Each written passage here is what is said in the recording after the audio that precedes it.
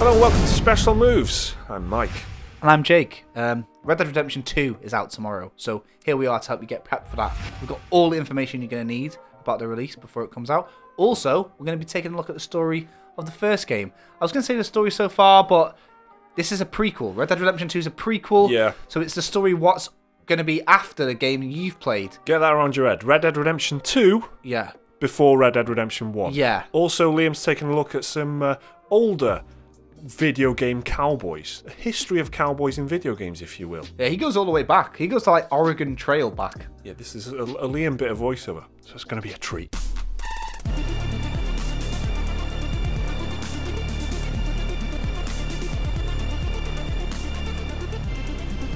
He does go, he goes in depth. He's like on foot. He played Oregon Trail yesterday. He played He it? doesn't play. You know what I mean? Yeah. When you say this motherfucker doesn't play, you mean he very much does play. By that I mean he's always playing. Yeah. Yeah.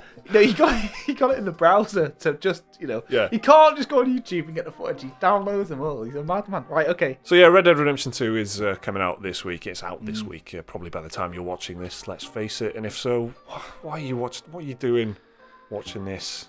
Just go and play the game. The review embargo was actually quite late. It was on Thursday. So at the time of recording, we don't know what the reviews are.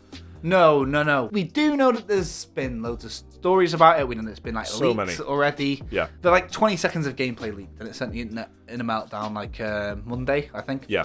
And the full map had leaked, but then some guy had leaked the hours of the gameplay through bits and bits and bits. I think the ending's out there somewhere, but it had been taken. Rockstar had politely emailed him and he'd taken it down. Yeah. So I think everyone's kind of, that bit in Spider-Man where they all see it's Spider-Man and they say, just put your. So no one's, so everyone's like doing that. Put your mask back on. This, we won't tell anyone about like the overtime. We won't tell anyone about the leaks.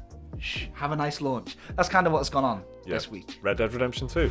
Red Dead Redemption 2 is finally out this week. After delays, a major marketing blitz, and some pretty controversial news stories, Rockstar's open world western is finally hitting the shelves. Well, as long as those shelves aren't in any small local game shops. The sequel to 2010's western masterpiece Red Dead Redemption, despite having the number 2 in its title, is actually not really a sequel, it's more of a prequel. Set in the year 1899, it tells the story of Red Dead Redemption protagonist John Marston's troubled days with the Dutch Van der Linde gang. You play as Arthur Morgan, a massive dickhead or a dickhead with a heart of gold, depending on how you decide to play him. A lot has been made of the genre-defining potential of this game pre-release, from both Rockstar's own marketing and impressions from press and influencers online. A lot of that comes down to not only the expanse of the open world, but also its depth. It's how you interact with the NPCs and how those NPCs interact with the world around them. It's also in the meticulous level of detail and granular features that Rockstar has injected into this game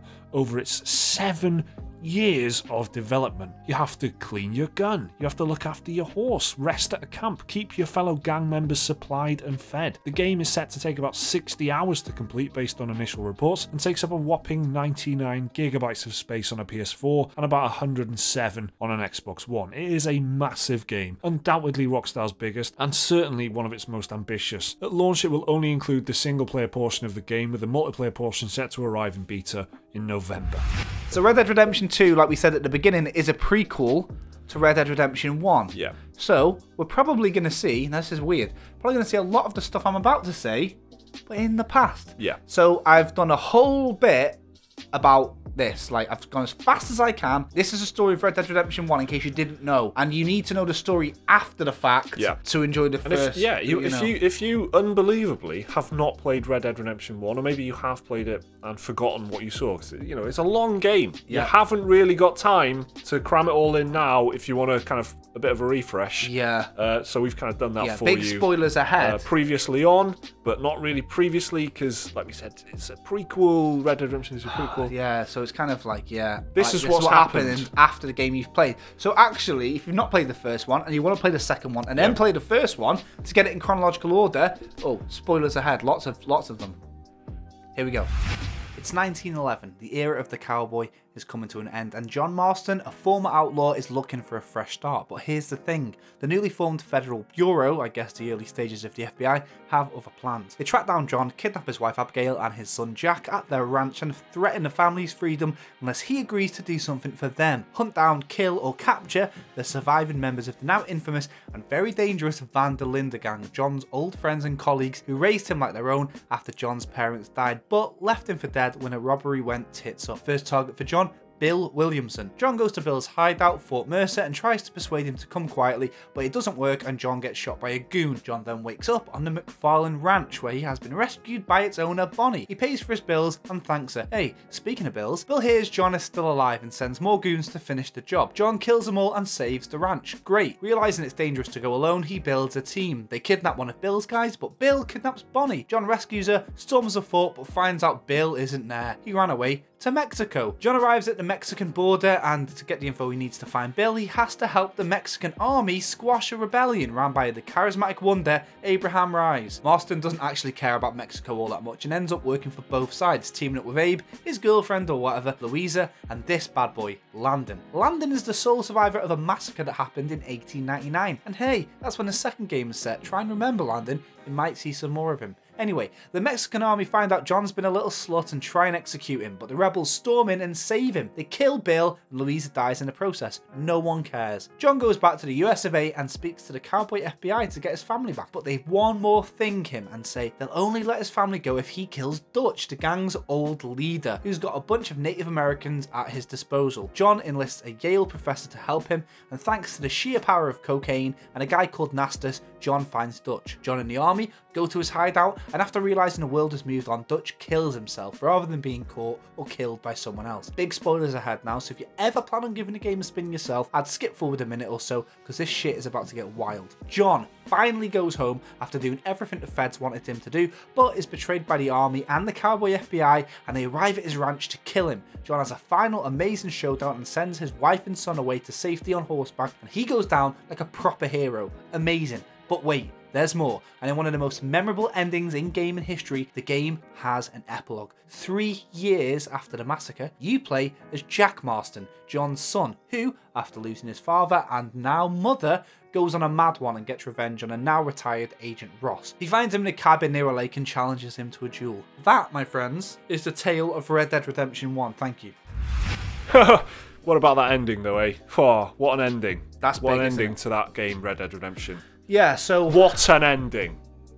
It's one of the biggest of all time for sure, yeah. And a lot of people who talk about Red Dead kind of forget all the rest of what I was just on about because of that ending. It does, yeah. You're definitely right. It's so big. It's like it just outshines everything else in your memory almost. You kind of forget in story terms what really happens in it. I do anyway, because the only thing I think of in story terms is basically how it ends. And it's kind of The Last of Us does it as well. Like there's a very strong beginning and it's a very strong end, and even though the middle bit is more than passable, no one gives a fuck really. I'm sure the writing team would like to hear that. The middle bit, the whole game, most of the game.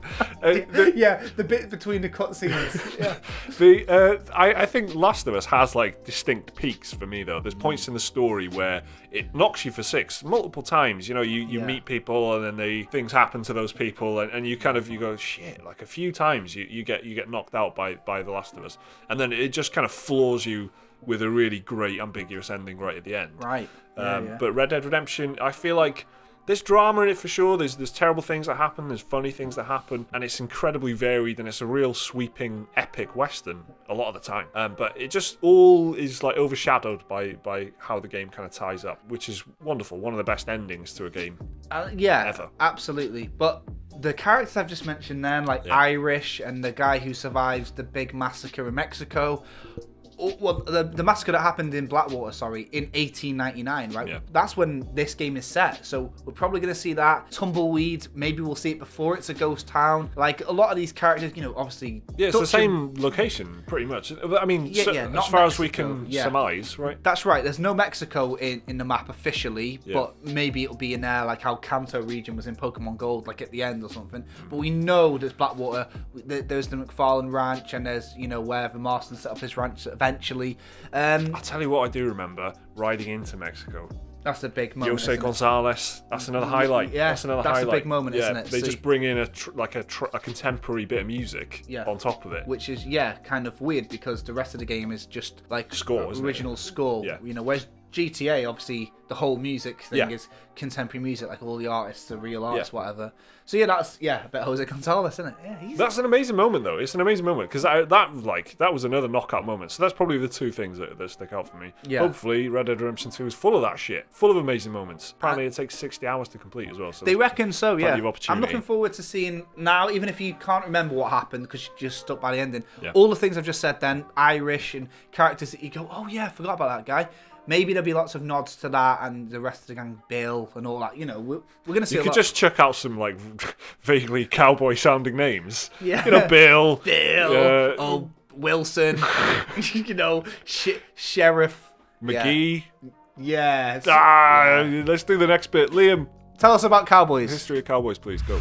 Every so often, we get a high-profile AAA Western game like Red Dead Redemption 2, but the genre hasn't really been explored all that much in gaming. So let's take a brief look at the history of some of the most influential Westerns in gaming, and we'll start by journeying back to the year 1971. The Oregon Trail is an educational text adventure which was originally developed in 1971 before later being produced by the Minnesota Educational Computing Consortium for high school mainframe computers in 1975. For a lot of people out there, the Oregon Trail is likely to be the first game they ever played, and it tasked players with guiding a group of settlers safely across the American frontier from Missouri to, you guessed it, Oregon. The Oregon Trail went on to become one of the most popular games of all time and was ported to several different home computers like the Apple II and Commodore 64. Later on during the arcade era, there were many Western-inspired arcade games released all over the world, such as Nintendo's Wild Gunman, Capcom's Gunsmoke, and Konami's Sunset Riders. But if you ask me, the Western in games didn't really get a fair shake until the PS1, when in 1996 we saw Wild Arms, a Western-inspired JRPG and all-round great game, which will soon be seen once again as one of the 20 preloaded games on the upcoming PlayStation Classic. In the years following Wild Arms, there were a fair few Western games released for home consoles and PC, such as Outlaws, Desperados, and Wild Arms even spun off into its own series. But then, in 2004, Rockstar Games released Red Dead Revolver, a Western third-person shooter for the PS2 and Xbox. Red Dead Revolver was originally developed by Angel Studios for Capcom, but in 2002, Rockstar acquired Angel Studios and rebranded them Rockstar San Diego. Eventually, Rockstar bought the rights to Red Dead Revolver after Capcom cancelled the game due to a troubled development, but this ended up paying off big time for Rockstar. Red Dead Revolver released to favourable reviews and strong sales, and for Rockstar it became the foundation of their celebrated Red Dead series. But just 1 year later, yet another beloved Western game was released, and its name, Gun. Developed by Neversoft and published by Activision, Gun is an open-world shooter in which players control Colton White, who goes on a journey to avenge the death of his adopted father. In addition to the main story missions, Gun let players try their hand at several side activities like bounty hunting, cattle herding, and even a bit of poker. When it released, Gun received strong reviews, with some outlets awarding it Game of the Year,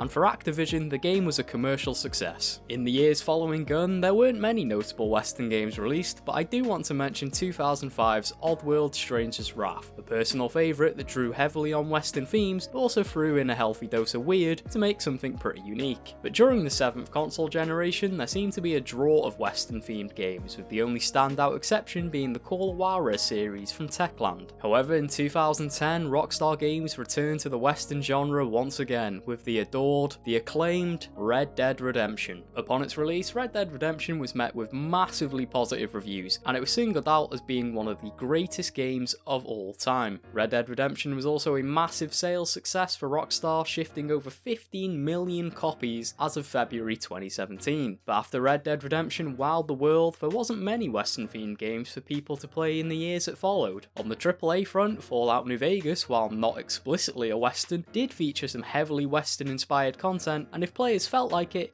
they could roleplay as a cowboy. A few years later, Techland released Call of Juarez Gunslinger for the PC, PS3 and 360, which offered a brief but very enjoyable arcade-style FPS experience as players reenacted the exploits of an old bounty hunter. Luckily, indie developers were there to fill the void of Western games in the market, and games like SteamWorld Dig, Hard West, and West of Loathing are available for people looking for more Western games. And so this brings us to 2018, and Red Dead Redemption 2 is nearly upon us. It will in all likelihood be a fantastic game, and it should hopefully let everyone act out their video game cowboy fantasies for a long time. So there you go folks, a brief history of Westerns in gaming. I've been Liam, see you next time.